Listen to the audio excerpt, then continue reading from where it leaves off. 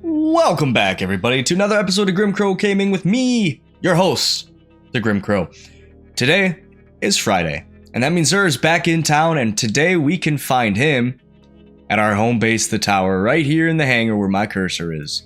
So, let's go on over there and see what he's up to.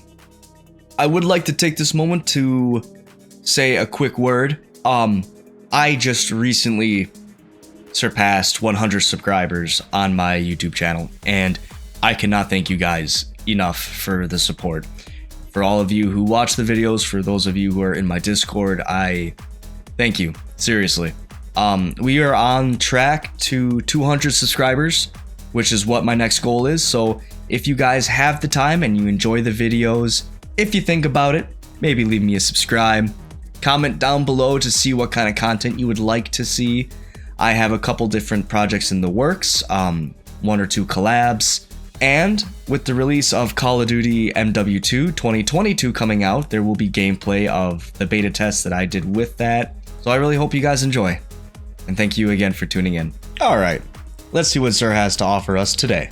Alright, we have the exotic engram for 97 legendary shards as always, and we have the two-tailed fox. Now this is a very interesting rocket launcher because what it does, it has a trait called play with your prey. The void rocket suppresses enemies, the solar rocket causes damage over time. It comes with the intrinsic perk Twin Tails. Shoots 2 rockets, 1 void and 1 solar that can track onto the same target. This is a really fun rocket launcher to use, so if you don't have it, I would definitely recommend picking it up. And for the hunters, we have the Worm Husk Crown. This is a really good helmet for the hunters, especially during some sweaty PvP matches. It comes with the perk Burning Souls. Dodging gives a small health and shield bump, which could always be useful for clenching those tight 1v1s. With a total of 64, favoring mobility, resilience, intellect, and strength, it has good rolls. Personally, I'd like to see more in recovery and discipline, rather than mobility and intellect, or rather intellect and strength, but it is what it is. This is a great hunter exotic, so if you don't have it, I would definitely recommend picking it up. Next, for the Titans, we have the ACDO Feedback Fence. It comes with the armor perk, Fury Conductors. Melee hits build energy, being struck by melee attack reduces incoming damage and unleashes the energy in a devastating explosion. With a solid 65 for a total in stats, favoring recovery and intellect, this is a fairly decent roll. I do like the total of 65, I'm not so happy with the 16 in intellect. I think that would have been better in strength or discipline, but it is what it is. If you don't have this, you Titan mains out there, I would recommend picking it up. And now, lastly, we have the Controverse Holds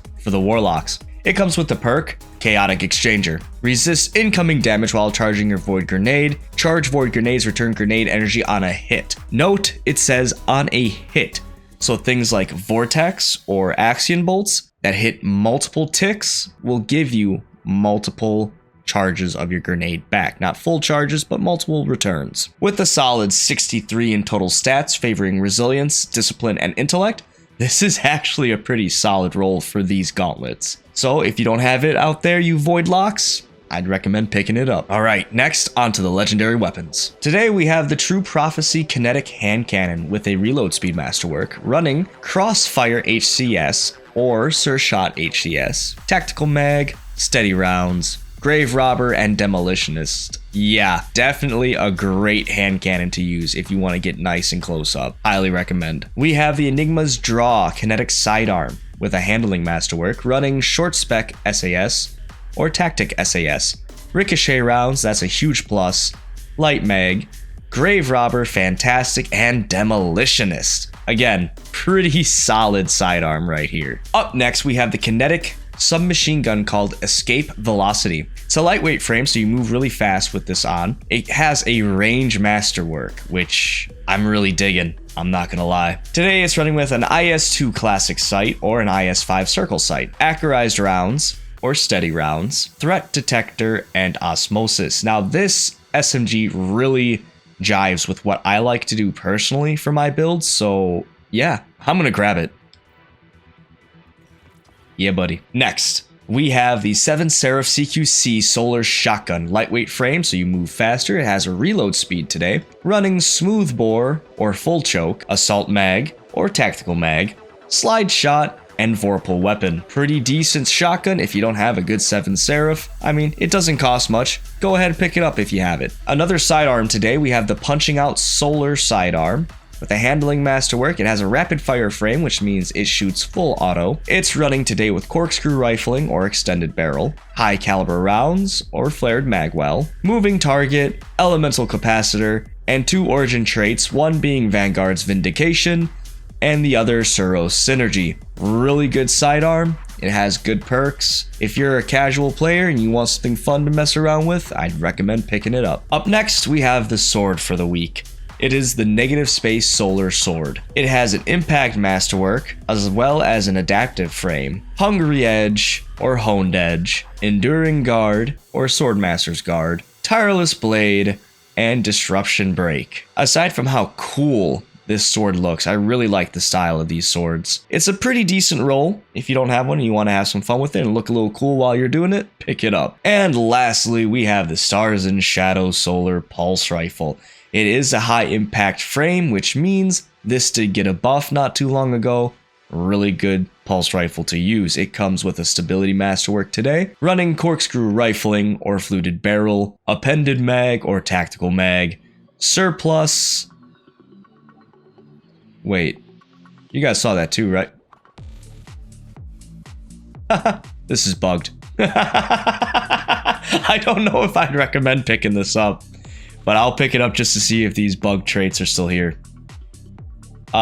If they are still here, it runs with Surplus or Feeding Frenzy or Outlaw, Kill Clip or Snapshot Sights, One Quiet Moment for the Origin trait. If these stay here, like if these are actual traits, I mean, you could pretty much do anything with this right here. So I'm gonna pick it up, and after the video I'll see if those traits are still there. And as for the legendary armor, we have the Opulent set. Here are the stats on Warlock. For the gloves, favoring strength and recovery with a little bit in discipline. The robes favor resilience, intellect, and strength. The helmet, ooh, that 64 is nice. 15 in resilience, 16 in recovery, 16 in intellect, and 13 in strength. That's not bad. That's pretty good right there. And a little bit lower on this one for a total of 57, but an 18 in resilience, 10 in recovery, 12 in intellect, and 13 in strength. For Warlocks, this actually ain't half bad. Alright, and here is the legendary armor stats for the Titans. On the gloves, we have a 10 in mobility, 15 in resilience, and 12 in strength for a total of 59. Meh. For the chest plate, we have 12 in mobility, 10 in discipline, and 14 in strength for a total of 60. Also meh. On the helmet, we have a 16 in resilience, 13 in recovery, and 16 in discipline. Oh yeah. Yeah. I would prefer to see that total being at 63 to 65, but for a solid 60, that's not bad. Yo, check out those boots. 24 in mobility. Jesus Christ, dude, you're gonna be zooming. 24 in mobility, 12 in intellect, and 12 in strength for a total of 65. There you guys have it. That's for the Titans. All right, and now the legendary armor on the Hunter class. For the gloves, we have a 10 in mobility, 20 in resilience, 10 in discipline, and 12 in intellect for a total of 61. That's fairly decent. For the vest, we have an 18 in recovery and a 24 in intellect for a total of 63. If you want a little bit more intellect in your builds, this would be actually a really good chest to have. For the mask, we have a 10 in mobility, 14 in resilience, and a 14th in strength for a total of 61. Kinda meh. And for the boots, for a total of 57, we have it in resilience at 16, recovery at 10, intellect at 12, and 15 for strength. Not great, not terrible, but not great. All right, and now for the exotic weapons, what everyone waits for. Let's check out the Hawkmoon. We have it today running with hammer forged rifling, alloy magazine, opening shot, and smooth grip. Yeah, not a bad roll right here. That's a pretty good Hawkmoon. I like that. And now we have the DMT Dead Man's Tail. The poor thing got nerfed into the frickin' ground. Regardless, if you still want to have a little bit of fun with it, we have it running today with extended barrel, armor piercing rounds, 4th times the charm, and fitted stock. Decent roll for the weapon. If you don't have one, I'd say pick it up. And lastly, you should see a quest right here for an exotic cipher. I still have mine, and that's why it's not showing up for you. All you have to do is 21 rounds of strikes, or about 2 hours in Gambit and Crucible, depending on if you get some wins. Alright guys, that's going to be it for me today. I really hope you enjoyed this video. If you did enjoy the video, please remember to like, subscribe, and comment what you enjoyed down below or what you'd like me to cover in other videos. I hope you guys have a great weekend. Stay safe, stay healthy, and hydrate. Alright? Probably don't want to hear that coming from me since all I drink is Monster all day. Regardless, I hope you guys have a great one. Until next time, Guardians, I will see you later.